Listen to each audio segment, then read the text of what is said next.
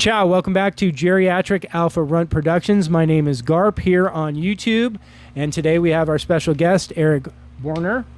And we had been previously talking about jiu-jitsu, but now we're going to talk about business. I know that you have a really interesting story about what it is you're doing and how it is you got there, so I don't want to precursor it too much. Tell me about what it is you're doing. So I just started a bookkeeping business. So it does like bookkeeping and accounting services, and I've had some really cool opportunities actually now to integrate into TFI and start to help cover some of the accounting stuff there. We're still kind of in the beginning stages of shaping what that's going to look like and what, how I'm going to fit into that picture. But I'm really excited about what's to come with that. That is exciting. Mm-hmm. So you had mentioned that you kind of have a program that's based in a certain industry. Mm-hmm. What industry is that you're currently working in? So it's changed a lot, and I've learned a lot. So this is like a brand new business. I'm about a year into it, less than a year actually. And so in the beginning, you try a bunch of different things. Mm-hmm. One of the things that I was trying to do was to work with barbers and service-based That's right. people. Okay, that's right. I've learned kind of recently that they're not like the best group of people to work with when you're selling financial services, because if the group of people what you are selling, the group of people that you're trying to sell to doesn't want, it doesn't matter how hard you push. Boy, that's true. There's not going to be a sale. And it took me a little while to realize that. It's one of those things that you just got to learn through trial and error in business. Yes. There's no substitute for trial and error, dude. Because even if something works for someone else doesn't mean that it's going to work for you. But I just had enough conversations with people and enough sales conversations that they just don't. It would come to a position where you could tell that he didn't really care about his own finances, which blew my mind. I mean, I come from a finance background, and to have enough people look at you and go, "Oh, I haven't filed taxes in 6 years," and you go, "Do you have plans to file taxes?" No. Wow, can't imagine. All right, good luck. Hey, buddy, good luck with that. Yeah. So did you go to school for accounting then? I graduated with a finance degree, but with the program that I was in, we study a lot of accounting. And then I got an opportunity. It was actually through jiu-jitsu to work for a small construction company, and I was doing like accounts payable there, and first got an introduction into QuickBooks, and then as I was like traveling around, I kind of just left that all. I didn't really touch it a whole lot, but it was always in the back of my mind of like, oh, I could work with QuickBooks remotely. I could do this from anywhere. That could be a thing, and it's easy. It's another skill, and it helps that I have the knowledge of like I have the accounting knowledge that a lot of people that try to start a bookkeeping business don't have. I know what double entry accounting is. I know what journal entries are. I know how they fit into financial statements and different things like that. So I'm really happy that I took the time to study it instead of just trying to jump into a bookkeeping business. Well, and this is exactly the reason we do these kind of podcasts, to talk about other things, because like obviously I have a construction company, and then I do the collectibles also as a business, but I do QuickBooks Online, and I run it all myself, and I have done like classes to learn how to run it over the years and all that, but still it's just like there's so much shit on the screen that I don't know how to use, I use the same functions just to get me through. So I mean, I could use help from someone like you who could help bring me to another level, or maybe even take some things off my back that I don't want to have to do anymore. So, I mean, and this is why our audience, like you had initially said barbershops, but I mean, like, so I have a construction company, but basically it's a service business, right? It's a service business. So we're invoicing people for something that we accomplish. And, I mean, it's confusing. I think it's one of the big things that makes businesses fail is the first time they understand they got to file sales tax, and they've got to have workers' comp, and they've got like, because it's like if you didn't have a finance degree, you don't know this shit. You don't know what any of this is, and it's overwhelming. Well, also you have to, like with sales tax as well, it changes, right? So as in Montana, it's a lot different than in Texas, and you have to understand like the local where you're at, and then like, so in Texas you have to get really friendly with the comptroller's office because you don't want to have them harassing you because you forgot to collect sales tax on something that you sold, and you have to understand what counts. So you have to develop a relationship, with people at that office, and it's important. One thing I'm learning about business, it's about developing relationships and then making people feel really good. And then also trust, because I mean, for someone like yourself who's like really ever expected to be in like somebody's QuickBooks, they've got to trust for sure. you. I mean, like every once in a while I'll hear about like a landscaping company and the bookkeeper managed to steal like $230,000. I'm like, this landscaping company is making this much money that they've got $230,000 that they were not able to track until they finally caught, like, and that's what makes me realize even then that even though I'm doing most of this stuff and I've got my finger on the pulse, like there's so much shit I don't know. Like somebody who's really skilled in it, I'm sure it'd be really easy to like back shit out and like create fake invoices or just do shit to like manipulate the system to steal, because that's what theft is all about, is being smart. For sure. And when you're putting like a bookkeeper in place, that's somebody that has a I also, like as a bookkeeper, I have a pulse on what's going on financially, and there's opportunities for that person to learn how to exploit the system, right? But that's like when I work with somebody, something I'm implementing is I'll have a list of standard operating procedures that I write out ahead of time, right? And it's documented, both parties agree to it. Hey, this is what I'm doing specifically, and this is what you're doing specifically. One, it helps with like, if there's ever a dispute of like, hey, you didn't do this, and I go, okay, well, it's not in these operating procedures, so I'm not going to take care of like, I'm not going to file the receipts. That's your job. You know what I mean? But then also, if there's something that goes outside of the scope of that, the business owner sees, that causes a question, like, hey, this didn't get done this way because they brought a new employee in and that employee did something weird. It's like, okay, well, this is the procedures that we follow. And it also helps like explaining to an accountant, okay, because an accountant would come in, like a CPA, if you need like another level of guidance, right? They're going to say, well, what did you do and why did you do it that way? One of the worst mistakes I see with QuickBooks is people entering journal entries themselves. It can totally fuck up the books. Like if you don't know what you're doing and why you're doing it, you should not be manually entering journal entries. But I mean, like in QuickBooks, like if you have credit cards and bank accounts, you bring them in and you're then supposed to add them. So it creates and you got to choose what the category QuickBooks is. That's essentially creating a journal entry, but I'm talking about like manually opening up the ledger and entering in those yourselves. Okay. QuickBooks is basically just making it easier to do journal entries. Well, I was going to say, thank God, because I'm old enough to tell you that I remember before QuickBooks, and business was so much more difficult. It was based on receipts, and you're like, prepare shit. And it was actually done in a book. They call it bookkeeping because it was actually a physical book that... Right. You bring the guy the whole file of stuff, and here's all my receipts, and he'd figure it out. And it's like, man, you talk about how was it ever right? That, I mean, like, I'm going to go on a diatribe now for a second, but like the whole tax thing makes me like scratch my head, because how is it right where they tell you, okay, pay us what you want, and we'll let you know if you're wrong. And if you're wrong, you're in trouble. It's like, why don't you tell me what I need to pay? You know what I mean? It's like because like with my accountant, they're always like, now we've taken all the right deductions and but you understand that if you get audited, this is like you're signing away that you have done this, not us. Like it's like on you. And I'm always like, yeah, and I do want you to be as aggressive as possible, but I'm literally an invalid at taxes. Like anybody who'd ever come audit me would clearly understand that you don't know that I'm just I'm just signing off on shit. And like, sure, I'm when the transaction comes in, I'm choosing, is it an auto or is it a meal or is it a this and that, and I mean, in the end, it's just... That's why you really have to trust your accountant. Right.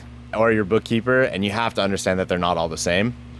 There's some that just graduated with a online university degree or don't understand the field that you're trying to work with. You know what I mean? There's people that specialize in tax law for construction, and then there's people that specialize in tax law for other industries like like agriculture or other things. And you gotta get somebody that understands your industry. Yeah. That's vital, you know. I think that's true with insurance too, because sure. in different types of business insurance and I've learned all kinds of varying quotes. I mean, I've learned a lot that's terrified me about business formations and legal advice and tax advice. So as a bookkeeper, I have an LLC, right? Mm-hmm. But if I tell you, hey, you need to do an LLC and here's how, that could be construed as legal advice. If I get sued because, let's say that somebody starts an LLC because I told them that it's the best thing for them, and then they run into something and they're not prepared, I could get sued for malpractice of law. Mm-hmm. And I'm not a lawyer, so my LLC wouldn't cover me from that lawsuit, and they could come after me personally. Right. I didn't know any of that, and it was like, oh, okay. So I really have to watch myself and be careful about what advice I'm giving out. Or absolutely. Yeah. Well, and I mean, my construction company's an S corp, and it was a big thing. Like, should you be a C or should we be an S when we started out? Because they always tell you changing's a problem. You don't want to change. Yeah. Make sure you choose right the first time.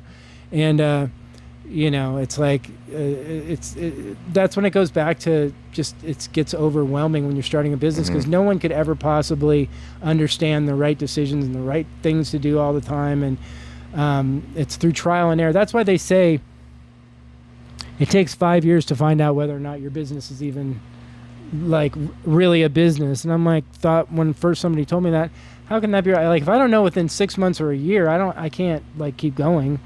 And but it's really true. It's kind of the measuring stick is 5 years. If you can make it for 5 years, then the chances of you continuing are good.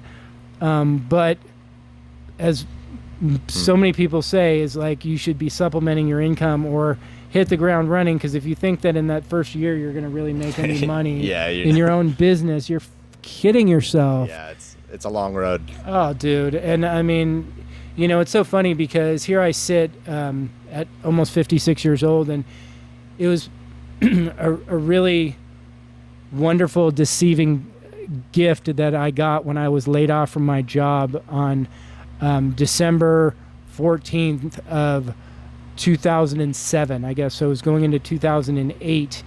And basically I got called and my boss said, we're really sorry to tell you, but you don't have a job as of January 1st, 2008.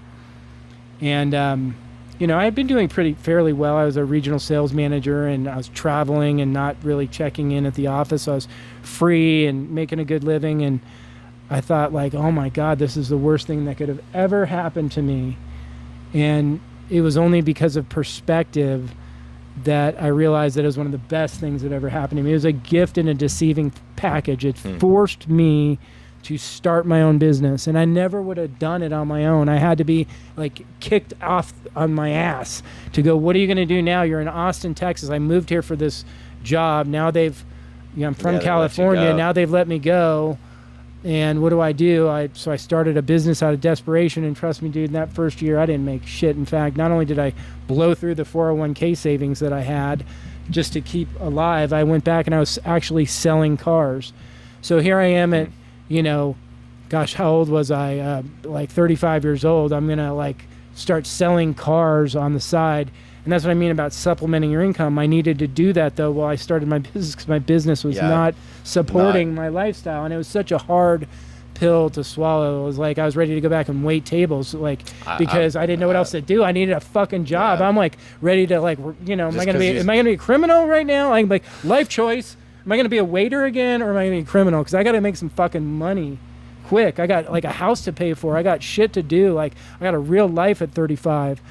So I'm appreciative for that forced growth. It's it's experiences like that is life experiences that kind of push you to the next level. And it goes back to what we were talking about again, rising from the ashes, wins and losses. I felt like that also when I went through a divorce, without getting into a whole diatribe. But I mean, I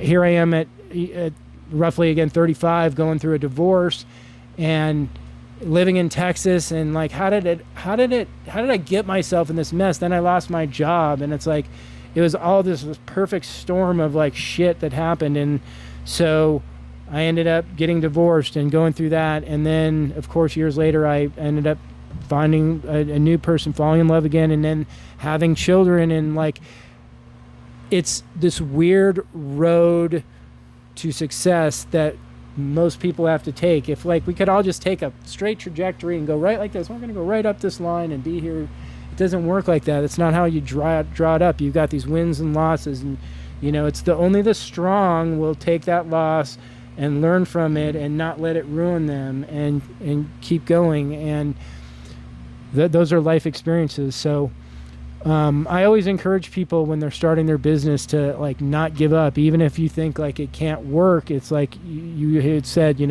pivot to something else, like find a new specialty. That was something that I struggled with quite a bit, and I had to do a lot of reflection on like, okay, why am I quitting working with barbers, and am I quitting for the right reasons? Because it's like, okay, am I quitting because it's hard, or am I quitting because the niche doesn't work?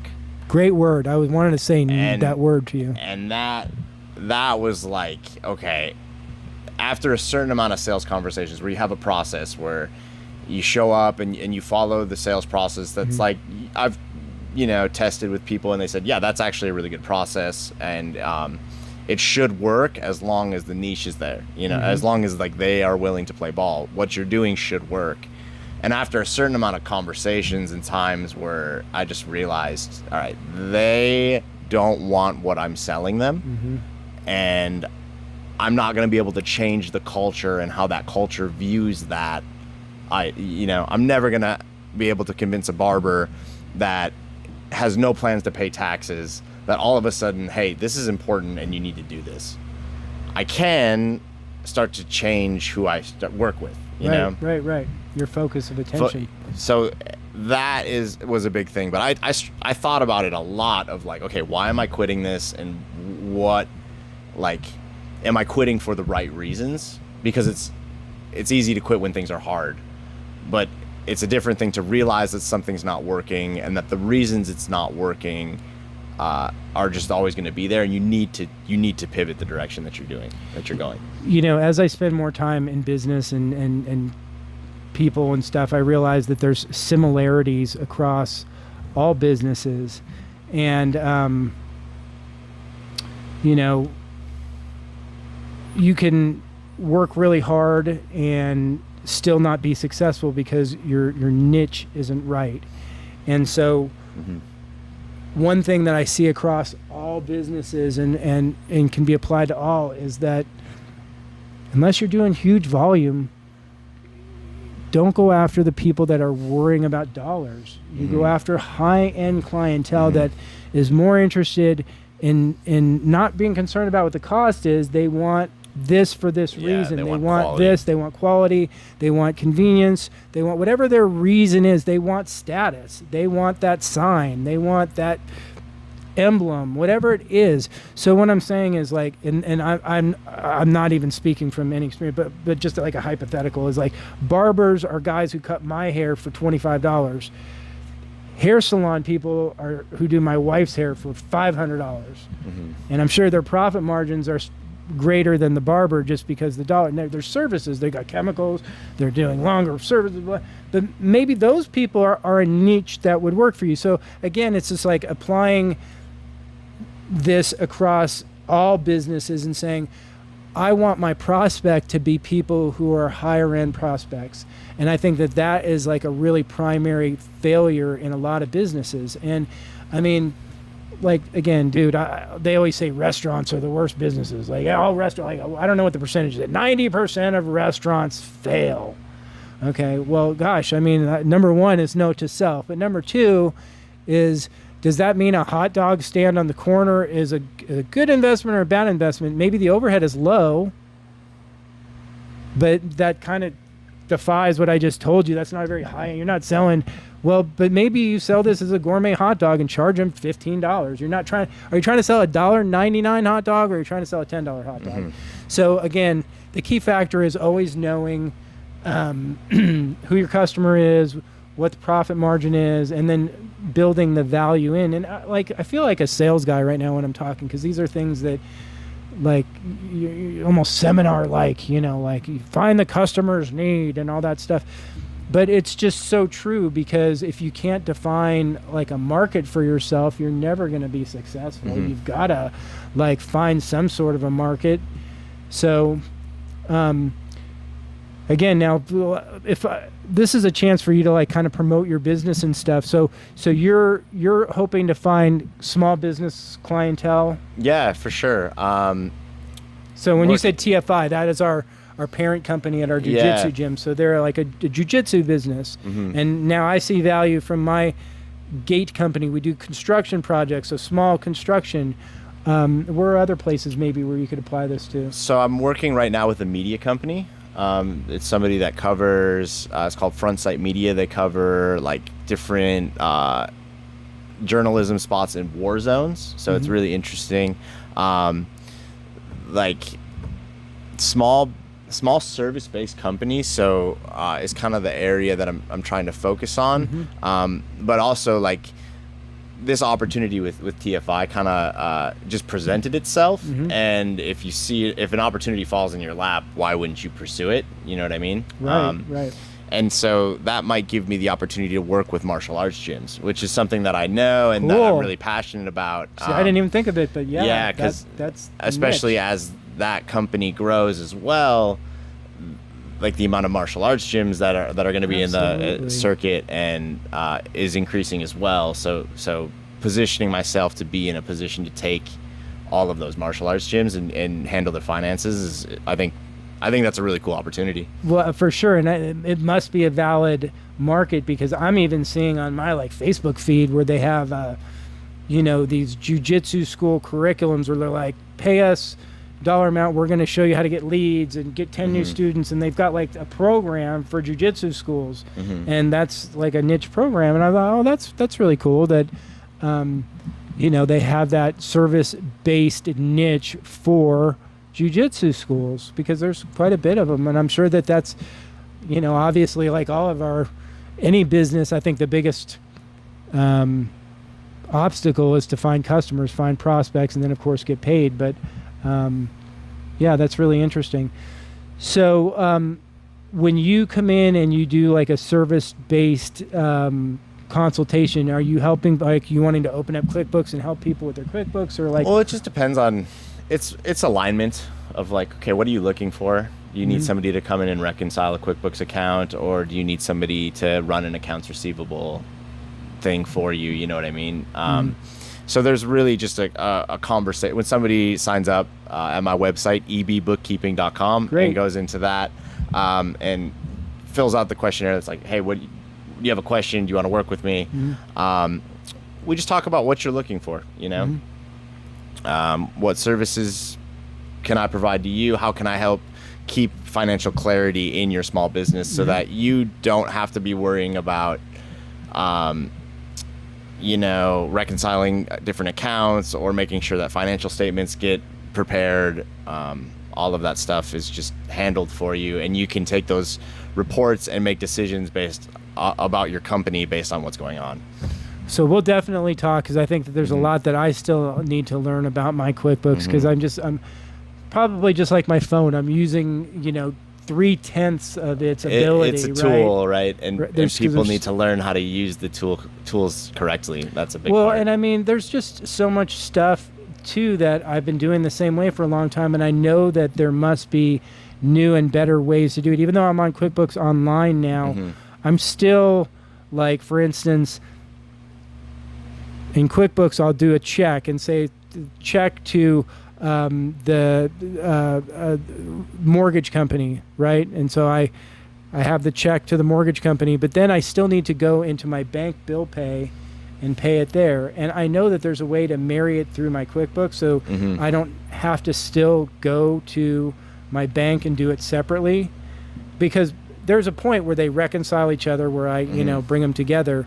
But the fact that I still have to go to my bank and pay it, because I keep getting little pop-ups saying, you don't need to do this dumb shit. You can, QuickBooks has an and answer I don't for want you. to, because I'm like so scared that if I change anything, because God knows I've done this before, I've changed something, about QuickBooks, and then I'm like a maniac because I can't do something properly, and then I got to go on tech support and have them take over my computer and like, oh, well, you've checked the accrual date wrong or something. Like, I'm like, oh my God, I spent 8 hours. All I had was a wrong check mark. 8 hours on hold.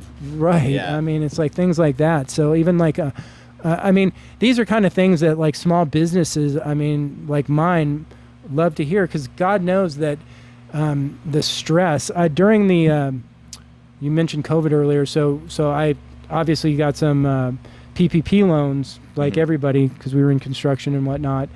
And man, when it came time to do the paperwork to repay, it wasn't that difficult, but no one really knew how to do it.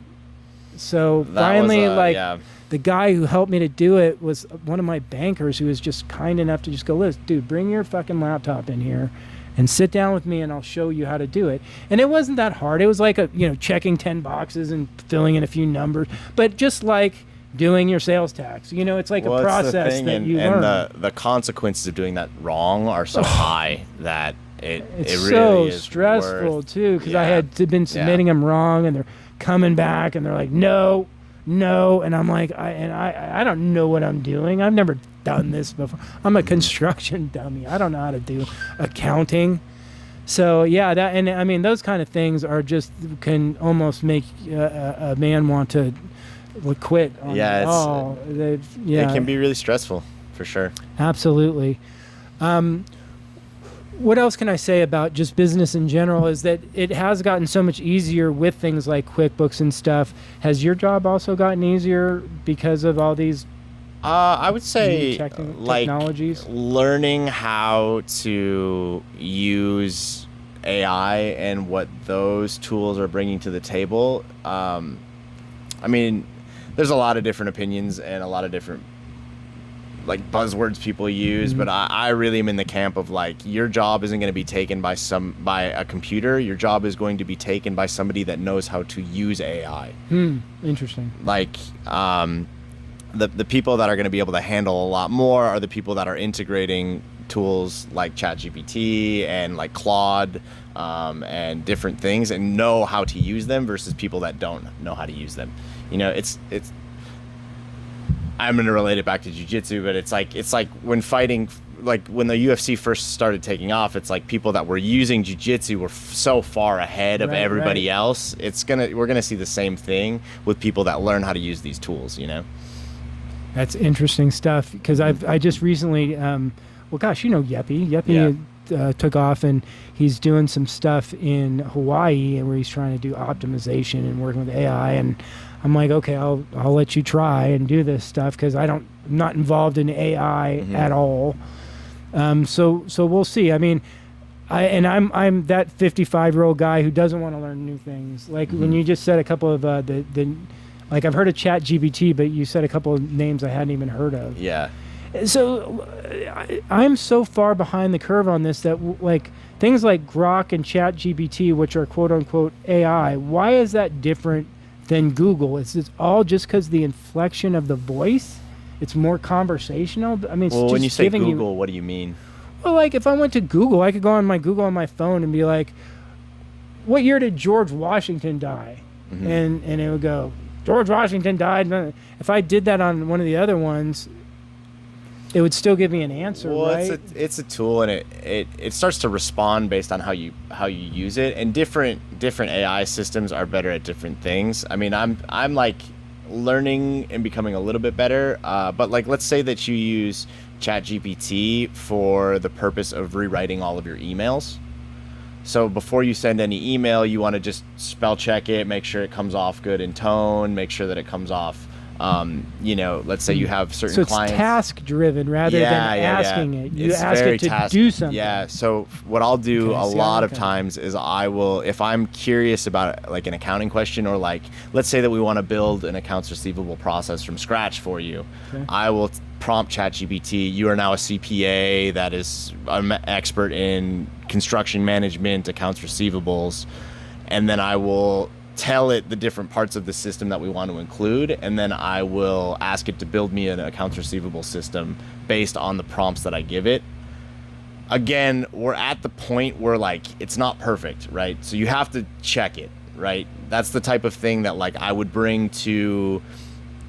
look over it based on what I know, but I'd also get like a second opinion. So I'd bring it to like an accountant, or I'd check with like an accountant that you work with and say, hey, this is going to be the procedure that we're doing.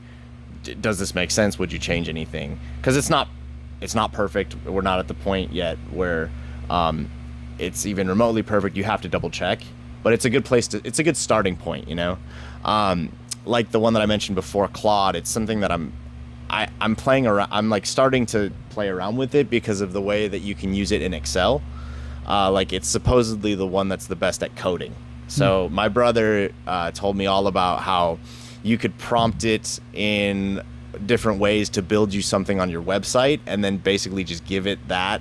Like he built an entire poker app with Claude, and it did the whole thing for him. Unreal. Because it's like the best one at coding. But a lot of it's like play and self-inclusion. But I think like, again, we're going to see there's going to be a huge divide between people that are playing around with these systems and are comfortable with them and people that aren't. There really is going to be a big difference in 5 to 10 years. Well, they keep saying that online and stuff. You better learn how to use this because the millionaires are going to be made now, and blah, blah, over and over, up and down. It makes my life easier. I don't send text messages anymore without running it through ChatGPT. Why would you do that?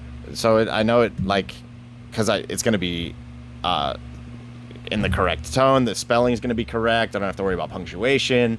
And it starts to learn how I send text messages and how I send emails. And then how do you send a text message through ChatGPT? So I just type out what I want to do. And a lot of times I'll just brain dump, like on a Google Note, and then I'll run it into chat. I'll copy that, paste it into ChatGPT with a prompt. Hey, this is a text going to him. I'm going to be on his podcast later today. And then send him in the tone of like a friendly tone, and then I'll jump it back in. ChatGPT will edit it, give me something that I can send to you, and then I'll copy and paste it right in. And that's what people are talking about when they say know how to talk to like send it in a friendly tone. Like that's not something I would ever even think of. Yeah. Like you're instructing it like what to do. Yep. Do you have any like fear? Like there's a little bit of fear mongering with the AI. It's like Terminator, and like is that even on your board at all? I think like not on my board. I think the biggest thing that people have to worry about is data security when it comes to that. I'm not a data security guy, but I know that I probably should be a lot more terrified than I am. Just because people start to use ChatGPT as like their therapist, where they're telling it like their deepest, darkest desires and like all of these things, and like if some hacker got a hold of your ChatGPT account and started like live streaming it to the world, like that would be terrifying for a lot of people. You know what I mean? And I'm sure it's possible. Like anything that's computer driven is going to be like have that aspect to it. So obviously that's the fear, is that they'll get their own mind or whatever, and like. Yeah, I don't necessarily. I guess I don't have as pessimistic of a view about that. I don't think that like there's going to be a robot that's sentient that's going to kill me. I don't really think along those lines. Me either. See, I have more, and I don't have fear, but I have more realistic fear about like them, like somebody shutting off the grid, like some sort of terrorist attack where we're dealing with that as a real problem as opposed to what we were just discussing. What about like the humanoid robots? Have you like seen like Elon saying that there's going to be more humanoid robots than people in 10 years and shit like that? And, like everybody will have one that not on your radar at all. Not really. I mean, yeah, I just don't. I do think it's interesting how like people have merged with technology to the point that like nobody can be without their cell phone. That's like That's not. I don't God think forbid that we leave our cell phone at home. Yeah, I Because don't. I know me, I've done that, and then I'm like, oh my God, no one can text me, no one can tell me, I'm destitute. Yeah, I don't think that it's going in a good direction Right. in that way. But yeah, in terms of like humanoid robots, that I don't give much thought. I don't know.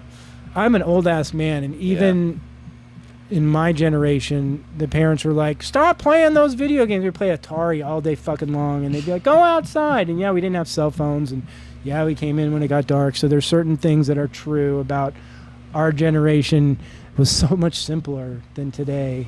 Mm-hmm. But there's also a lot of things that are easier. Like, I really just don't see value in things that were of value. Like, I mean, now everything's on Alexa. Everything, like, my son doesn't have to, like, the same things to deal with that I did. So the reality of the world, like, is going to be different for them. You know what I mean?